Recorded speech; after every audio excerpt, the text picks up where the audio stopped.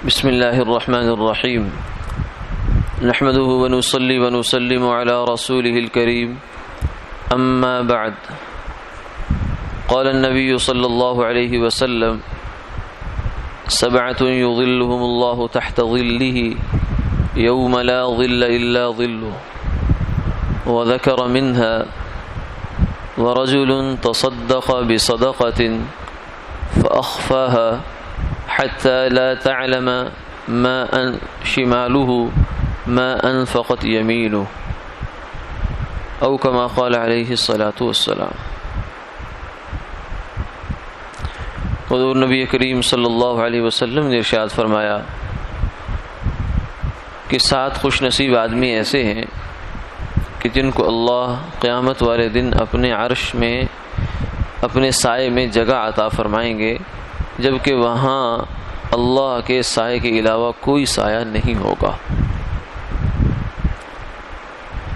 جن میں سے ایک شخص وہ ہے جو صدقہ کرے اور ایسے خفیہ طور سے کرے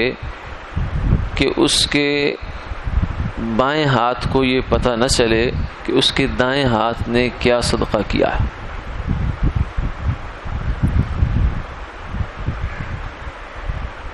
صدقہ کرنا اللہ کو بہت پسندیدہ عمل ہے، کیونکہ یہ صفت خداوندی کی مشابہت ہے۔ فرمایا تخلقوا باخلاق اللہ، اللہ تعالیٰ کی جو صفات ہیں ان جیسی صفات اپنے اندر پیدا کرنے کی کوشش کرو۔ اللہ تعالیٰ اپنی مخلوق پر شفیق ہیں، مہربان ہیں، رحیم ہیں، کریم ہیں، تو انسان بھی اس کی مخلوق پر رحیم، شفیق، کریم ہو جائے۔ فرمایا الخلق عیال اللہ، مخلوق جتنی بھی ہے یہ اللہ کا کنبہ ہے۔ جو بندہ احب الخلق الی اللہ احسنہم لعیالی، اللہ کے نزدیک اس بندے کا مرتبہ بہت زیادہ بلند ہے اور وہ بندہ اللہ کو پسند ہے کہ جو اس کی مخلوق کے ساتھ اچھا سلوک کرتا ہے۔ تو یہ کسی کو تنگ دست آدمی کو، محتاج آدمی کو، جس کے پاس جو مالدار نہیں ہے، چاہے کوئی مسافر ہو یا مقیم ہو، لیکن جو مستحق زکوٰۃ ہے، جس کو زکوٰۃ لگتی ہے، صدقہ اسی کو لگتا ہے، تو جو ایسے آدمی کو، چاہے وہ ایک دن کے کھانے کا بھی محتاج ہو، بہرحال اس نے ایک صدقہ کیا، کسی آدمی نے صدقہ کیا اور یہ صدقہ اتنا خفیہ کیا ہے، اتنا خفیہ، اتنا پوشیدہ کیا ہے کہ کسی کو کانوں کان خبر نہیں ہوئی، حتیٰ کہ اتنا خفیہ ہے کہ خود اس خرچ کرنے والے کو، صدقہ کرنے والے کو کہ جو دایاں ہاتھ ہے نا، اگر اس نے پیسہ دیا ہے تو بائیں ہاتھ کو خبر نہیں ہوئی۔ یعنی دایاں اور بایاں ایک مثال ہے، یعنی اتنا خفیہ ہو کہ آدمی کے اپنے آپ سے بھی گویا کہ پوشیدہ ہو گیا، دوسرے سے تو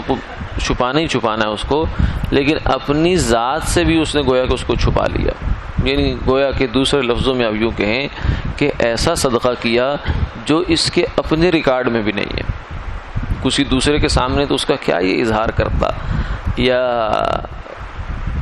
فقیر کے سامنے کوئی اظہار کرتا، یہ تو خود بھی اس کو کسی شمار میں نہیں لا رہا کہ میں نے کچھ صدقہ کیا ہے یا کوئی راہ خدا میں مال میں نے خرچ کیا ہے۔ صدقے کو اللہ کے ہاں جو قبول کروانے والی چیزیں ہیں ان میں سے ایک یہ بھی ہے کہ وہ خفیہ ہو۔ ویسے تو جو ظاہری صدقہ ہے وہ بھی بعض اوقات شریعت نے کروایا ہے انسان سے، لیکن وہ کسی خاص موقع پہ ہوتا ہے جہاں کسی دوسرے کو ترغیب دینا ہو، یعنی آپ کے عمل سے دوسرا دیکھ کر راہ پکڑے گا اور وہ بھی صدقہ کر دے گا، تو وہاں ظاہراً بھی کرنا فرمایا کہ ٹھیک ہے، یہ بھی اچھا ہے، لیکن اصل چیز یہ ہے کہ صدقہ جو ہے وہ چھپا کر ہی دیا جائے، کسی کے ساتھ کوئی نیکی کی جائے تو اس نیکی کا چرچا نہ ہو، کیونکہ چرچے کا مطلب یہ ہے کہ ہم نے اس کا بدلہ دنیا میں ہی لینے کی خواہش کر لی، اور دنیا میں بدلہ کس صورت میں ملے گا، وہ لوگ دیکھ کے کہیں گے بڑا اچھا کام کیا، بس اس سے زیادہ دنیا میں کوئی بدلہ اس کا نہیں ہے۔